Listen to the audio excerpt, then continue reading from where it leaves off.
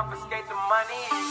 That girl is a real proud small world, all her friends know me. So we are back to the brand new episode of Cincinnati Stingers in my league here in NBA 2K17. But last episode we simmed another season of the Stingers franchise, and we had a pretty decent season, I guess so, as we made the NBA Finals, but unfortunately we lost the Pelicans in I believe 5 or 6 games. So after we lost the NBA Finals, even more heartbreak came as our franchise point guard Nick Cheeks announced his retirement. A year after our starting shooting guard, our franchise shooting guard, Shane Wheeler, announced his retirement. So back-to-back huge retirements for the Stingers, but now marks the end of an era of winning, I guess you could say. But right now you have two 74 overall players in our first and second positions, as they're not going to be that good this season, but I mean, they're pretty underrated players, I guess. One has great playmaking and the other pretty decent three-point shot. So that combination maybe is deadly enough to go and bolster us into another playoff spot and maybe even win the NBA Finals again. I have no idea why. We probably wouldn't, because we still have Chris Mayo, we still have Fred Aldridge, we still have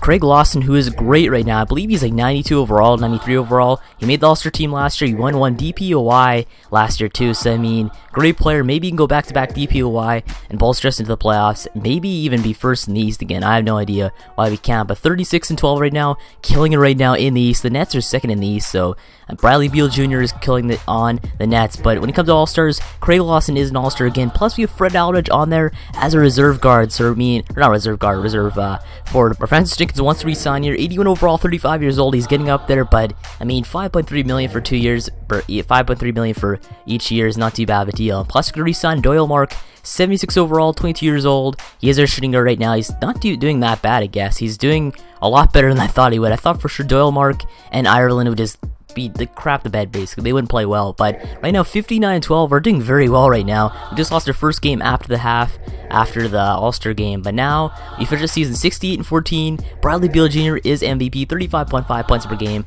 12.3 rebounds. Cole Cousins is Rookie of the Year. Chris Mayo is 6th Man of the Year, and Craig Lawson back-to-back DPOY winner, Defensive Player of the Year. So I mean, Craig Lawson does playing so well, 18.9 points per game, a new career high, 13.2 rebounds, not a career high there, but still average a double-double throughout the entire season. And look, Kevin McHale, 81 overall, well, not 81 overall, 81 years old. Kevin McHale won Coach of the Year again. He just sits back and lets the team coach itself practically. But Craig Lawson, the all-defensive first team and on the All-NBA first team. And the rest, it doesn't matter too much because we have nobody else on there anyway. But going into the playoffs here, we are facing the 8th seed Hawks because we can finish first seed in the East. So the Hawks, 44-38, not too bad of a team, I guess. Their team is not that bad. They have a way better point guard and shooting guard in Hart and Kelly. But when it comes to the rest, our team is a lot better than theirs when it comes to the rest. We have great power forward, great small forward, great center, great 6th man, just great all-around everything besides shooting guard and point guard, who are very underrated right now. But game 1, we take this game 1 to go up 1-0 here in this series.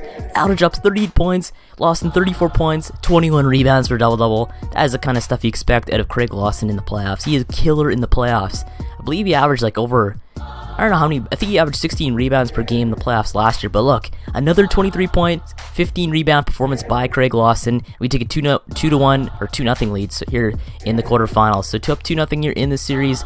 Now we take a 3-0 lead here as we win this one in Atlanta. And Kerr, 27 points, 14 rebounds for a double-double. The other half of a great duo between Lawson and Kerr. So Kerr, he did re-sign last year.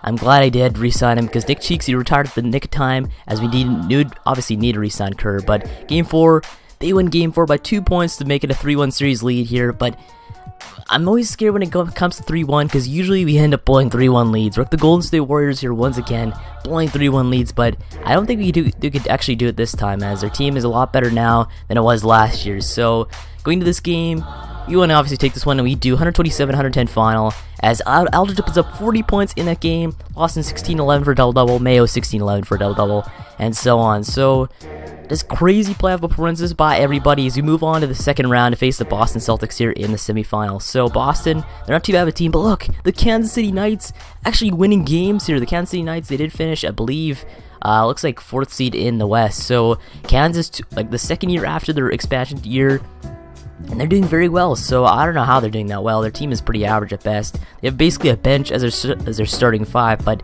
even though it's not too bad of a team, we are facing the Boston Celtics here. The Celtics have a great team though. 88 overall. Dennis Smith as their 6th man. I don't see us winning this series at all. Dennis Smith is such a killer player. He's got that Mamba mentality. But game 1, we take this 120-109 final, as Kerr puts up 30 points, 11 rebounds in that performance, and Lawson puts up 16-21 in that performance too. So Lawson and Kerr playing well. But game 2, they take game 2 to make it a 1-1 series here, 121-108 final. As man, we gotta go and not choke this one up. But look, 2-1 Boston now after that game, and we're playing okay, I guess. We're getting double-doubles here, but other than that, our team is just doing weak shooting the ball. We're down 3-1 here in the series. Maybe you can come back. I don't see us coming back here. 3-1 is kind of hard to come back from in basketball. I mean, the Cavs did it. Maybe we could do it. I have no idea why we couldn't do it, but going into this one, we choke after the first quarter, and we're in the playoffs again for like the second year in a row. We haven't made the NBA Finals, but look at this though. Actually, no, we made the NBA Finals last year, but look at this game, though. Come on. We're facing Mike Conley Jr. off the bench. That's crazy. Even though we do have Chris Mayo coming off the bench, too. Mike Conley's a hell of a lot better player than Chris Mayo is right now. I guess you could say that. But Bradford Harrington wins the Finals MVP as the Boston Celtics take it all here in the NBA Finals. So when it comes to their player stats for the season here, just reviewing the season right now. But look at that. Looks like Ireland averaged double-double here. Actually, no, didn't average double-double, but he had 13.2 assists per game. It reminds me of Nick Cheek's numbers there, except without the points per game there. But when it comes to points, Aldridge led us in points, rebounds Lawson, assists was Ireland. But going into player retirements here, I guess there's really no big retirements, but look, probably one of the greatest players of all time, Georges Patton, has finally hung him up. So 70 overall, 30 years old. I didn't think this guy was still in the league. I thought he retired years ago, but Patton's still out there, and he finally retired and actually officially announced his retirement there. But 6-time MVP, 10-time All-Star, 8-time All-NBA first team, 2-time All-NBA second team, and second All-Defense 5 times. So he didn't win Rookie of the Year, but great career by him. 85 points in a single game was his career high for a game. So he's better than Kobe against the Raptors, so I guess he might be better than Kobe. I have no idea. I gotta check out the stats, see if he's better when it comes to points and everything. But it looks like Georges Patton will go down as one of the greatest players of all time. Better than Nick Cheeks, better than Shane Wheeler, sadly, but it's just basically true. But one thing about him, though, is that he never won a single NBA championship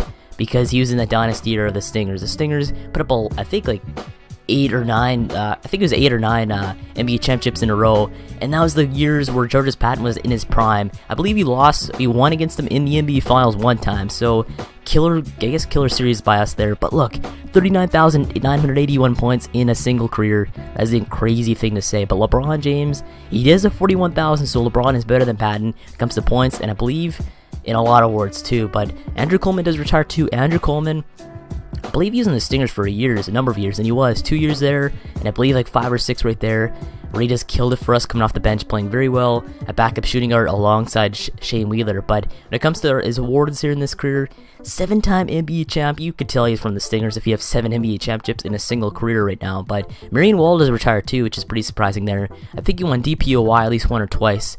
But those are all the player retirements for this season. Pretty crazy to see that one of the greatest players of all time, Georges Patton, has hung him up there. But we also have Ian Steffen. He's not the greatest, I guess. He's fine. He's 69 overall, 40 years old, so he's in the league the longest here in this retirement class. But Hall of Fame inductees. But first we have staff retirements.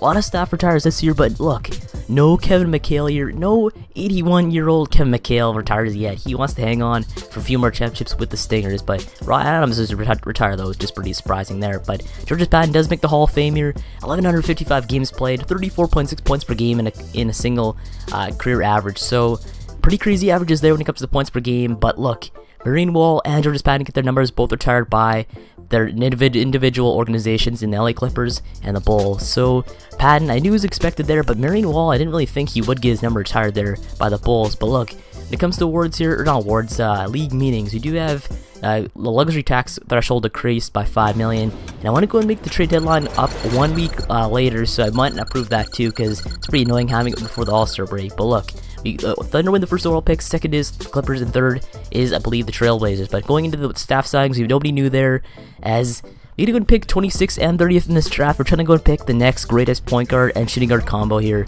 It's pretty hard to do that, but anyway, let's get right to this 2039 NBA draft.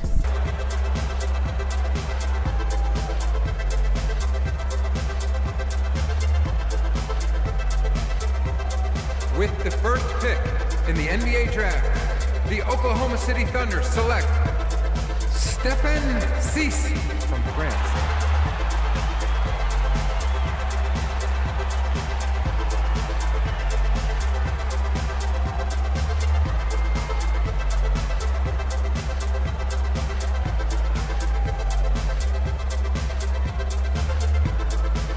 second pick in the NBA draft, the Los Angeles Clippers select the 20-year-old small forward from the University of Iowa.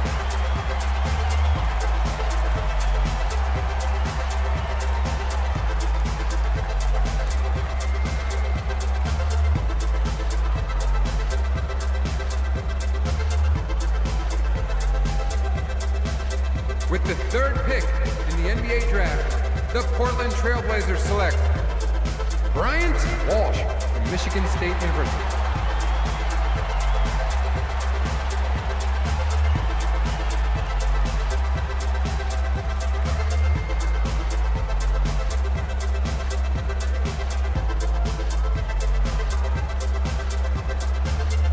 With the fourth pick in the NBA draft, the New York Knicks select Kelvin Harris from Michigan State University.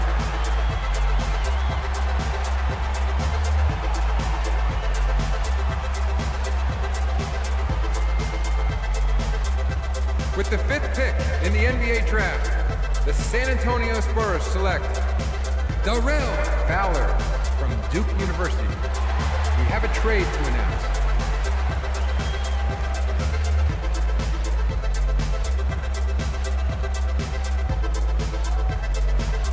With the sixth pick in the NBA draft, the Cleveland Cavaliers select Jamal Burns from Providence College. We have a trade to announce.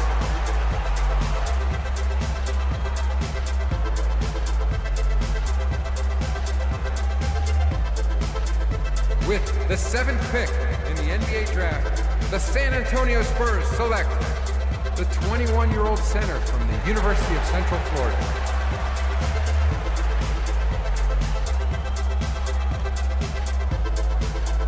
With the eighth pick in the NBA draft, the Detroit Pistons select the 20-year-old point guard from the University of Kansas. We have a trade to announce.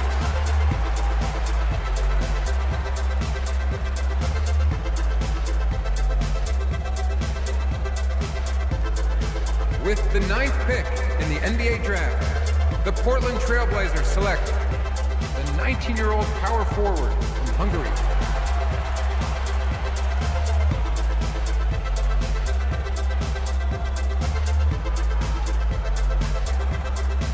With the 10th pick in the NBA draft, the Golden State Warriors select Dion Marshall from the University of Kansas. With the 11th pick in the NBA draft, the Denver Nuggets select Rudy Payton from Iowa State University. We have a trade to announce.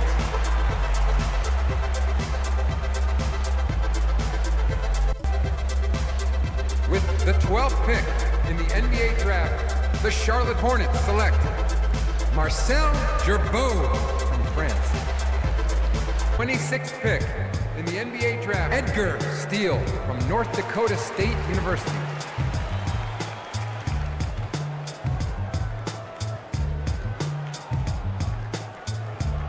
The NBA draft, the 31st pick in the NBA draft, a 20-year-old shooting guard from the University of Kansas. Second pick in the NBA draft, the Boston Celtics select Howie Nance from Stanford University. So another actually decent draft class there, I guess. 76 overall, 19-year-old power forward, and Sissy goes first overall. Or Thompson Jr. goes second overall, 81 overall. It's pretty cool to see that there. But if we check out the next players we did draft, we drafted Eddie Steele, I believe, and we drafted Gar Snow. So Snow and Steele, or not Eddie Steele, Edgar Steele. But when it comes to free agents, we have a pretty good crop of free agents there, but we cannot sign them because we're still in cap debt even after all these years, even with Nick Cheeks and Shane Wheeler retiring. But when it comes to signings, we'll sign 2 good centers in Ken Milton and so on. So we signed 2 centers off the bench. So nobody new on the team, I guess, besides the 2 centers and our new point guard shooting guard combo in Edgar Steele and I believe Gar Snow. So both those guys, I kind of want to go build them up to be the next Shane Wheeler and Nick Cheeks. It'd be pretty hard to do just based on how they're drafted, but if you look at the new crop of talent in the next NBA draft class. It's pretty good to guess. You have an 80 overall, a 76, a 73, a 79 in Moran Jr. So maybe get Mo Moran. I have no idea. He's a power forward. We already have a power forward in Kerr. But anyway, I guess let's episode off right here. Make sure to like, subscribe for more Stingers franchise ball. And thanks for watching. I'll see you in the next one. But look at that Greg Lawson though. I'm so excited for 95 overall, Greg Lawson.